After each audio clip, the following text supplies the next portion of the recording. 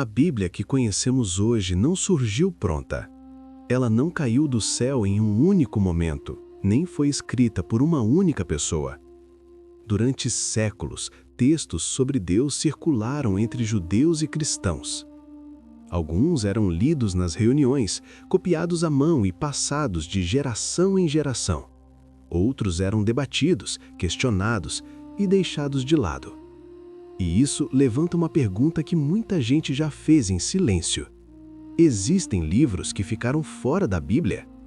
A resposta é sim, mas entender por que eles ficaram de fora muda completamente a forma como olhamos para as Escrituras. Nos primeiros séculos, os cristãos não tinham uma Bíblia encadernada como temos hoje. Eles tinham cartas, relatos, evangelhos e textos que circulavam entre as comunidades. Com o tempo, ficou claro que nem todo o escrito tinha o mesmo peso espiritual. Alguns textos eram antigos demais para ter autoria confiável.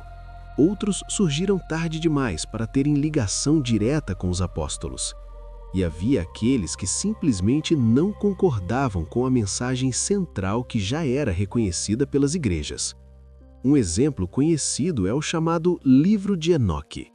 Esse texto era conhecido por judeus antigos e fala sobre anjos, juízo e acontecimentos antes do dilúvio. Ele é até citado no livro de Judas, no Novo Testamento. Mas apesar disso, não havia consenso sobre quem realmente o escreveu, nem sobre quando foi escrito. Além disso, seu conteúdo não era usado de forma contínua pelas comunidades cristãs. Por isso, ele foi considerado um texto histórico interessante, mas não inspirado da mesma forma que as Escrituras. Outro caso é o Evangelho de Tomé. Diferente dos evangelhos bíblicos, ele não conta a vida de Jesus. Ele reúne frases atribuídas a Cristo, muitas delas com ideias que não combinam com o restante da Bíblia.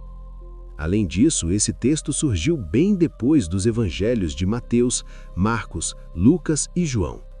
Isso levantou dúvidas sobre sua origem e autenticidade. Por esse motivo, ele não foi aceito como parte das Escrituras.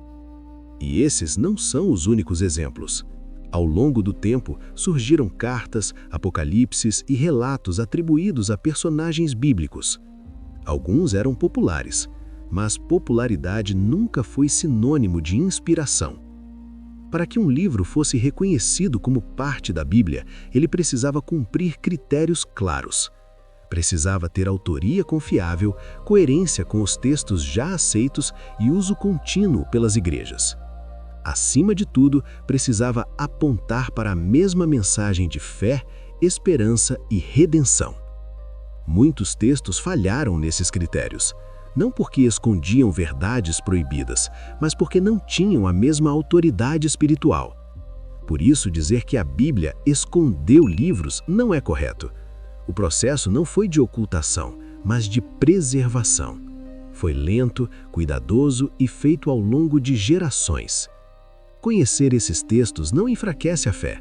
Pelo contrário, mostra o quanto houve cuidado em preservar aquilo que realmente era confiável.